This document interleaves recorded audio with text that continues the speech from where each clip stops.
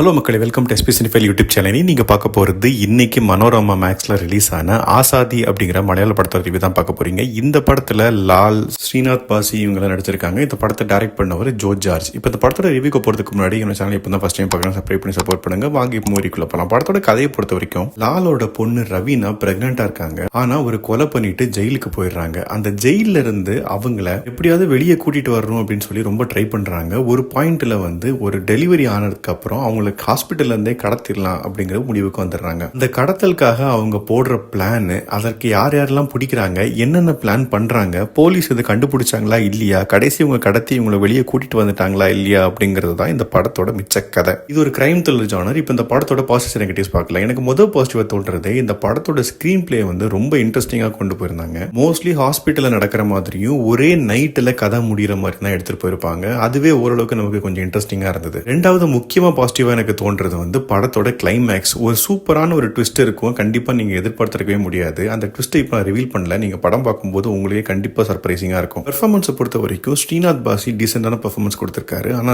லாலுக்கு ஏகப்பட்ட ஸ்கோப், அதாவது ஒரு எமோஷனலான சீன்ஸா இருக்கட்டும், ஒரு மாசான மொமெண்டா இருக்கட்டும், சூப்பரா பண்ணியிருக்காரு வழக்கம் போல. அதே மாதிரி இந்த மாதிரி கடத்தல் பண்றதுக்காக பிளான் எல்லாம் போடுறாங்க. அந்த பிளான்ல ஒரு ஓட்டையும் இருக்கும். ஆனா அதை தெரிஞ்சே அவங்க பண்ணிருக்காங்க அப்படிங்கறதும் நமக்கு டுவர்ட்ஸ் த எண்ட் தான் நமக்கு தெரிய வரும். இந்த பாட்டு ரொம்ப ரசிக்கும்படியா இருந்தது. அதே மாதிரி அந்த படத்துல வக்கீல் கேரக்டரா வர டிஜே ரவி கடைசியா பெர்ஃபார்ம் பண்ணாலும் ஒரு மாசான பெர்ஃபார்மன்ஸா இருந்தது. கண்டிப்பா அந்த தியேட்டர்ல ஒரு கிளாப் வர்த்தி மொமெண்டா இருந்திருக்கும். இந்த படத்தோட பிஜிஎமும் அந்த ஜானரை ஜஸ்டிஃபை பண்ற மாதிரி நல்லாவே இருந்தது. இதெல்லாம் தான் இந்த படத்தோட பாசிட்டிவ்ஸ். இப்ப நெகட்டிவ் சைட் பார்க்கலாம். எனக்கு முதல் நெகட்டிவா தோன்றது, இந்த படத்துல நிறைய கேரக்டர்ஸ் இருக்கு. பட் ஆனா சில கேரக்டர்ஸ் எல்லாம் தேவையே இல்லை. சைஜு குரூப் ஒரு கேமியோ மாதிரி பண்ணிருப்பாரு. பட் ஆனா அந்த கேரக்டர் கடைசியா ஏதாவது ஒரு விஷயத்துல பிளே பண்ண போகுது அப்படின்னு நினைச்சீங்கன்னா கடைசி வரைக்கும் அவருக்கு ஒரு பெரிய ரோலே இல்ல. அதே மாதிரி போலீஸ் கேரக்டரும் கொஞ்சம் வீக்காவே காட்டியிருக்காங்க. நமக்கே ஒரு பாயிண்ட்ல இவங்க அரெஸ்ட் பண்ணி கொண்டு போயிட்டாலே இந்த பிரச்சனை உடனே சால்வ் ஆயிடுமே, எதுக்காக இவங்களை ஓட விட்டு மறுபடியும் வேடிக்கை பாக்குறீங்க அப்படிங்கிற மாதிரி தோணும். ஆனா அப்படி பண்ணாதான் கதையை கொஞ்சம் எடுத்துட்டு போக முடியும். பட் ஆனா அதை வேற விதமா ஜஸ்டிஃபை பண்ணிருக்கலாம். இந்த அளவுக்கு அப்ரப்டா அதை கட் பண்ணிருக்க வேண்டாம். கொஞ்சம் கன்வின்சிங்கா எடுத்துட்டு போயிருக்கலாம். மொத்தத்துல இந்த படத்தை பத்தி சொல்லணும் அப்படின்னா ஒரு இன்ட்ரெஸ்டிங்கான கிரைம் த்ரில்லர் படம் தான் இது. சில லாஜிக் ஹோல்ஸ் இருந்தாலும் மொத்தமா இந்த படமா பார்க்கும்போது கொஞ்சம் நல்லாவே இருந்தது பாக்குறதுக்கு. கண்டிப்பா இது ஒரு ஒன் டைம் வாட்சபிள் மூவி அப்படின்னு சொல்லுவேன். தமிழ் டப்பிங் இதுல இல்ல, மலையாளத்துல மட்டும் தான் இருக்கு. சப்டைட்டில் அவைலபிளா இருக்குது. நீங்க வீக்கெண்ட் ஃப்ரீயா இருந்து இந்த ஜானர் உங்களுக்கு பிடிக்கும் அப்படின்னா கண்டிப்பா பாருங்க. பார்த்துட்டு உங்க ஒப்பீனியன் என்ன அப்படிங்கறத கமெண்ட் செக்ஷன்ல சொல்லுங்க. அடுத்த ரிவ்யூல சந்திக்கிறேன். பை.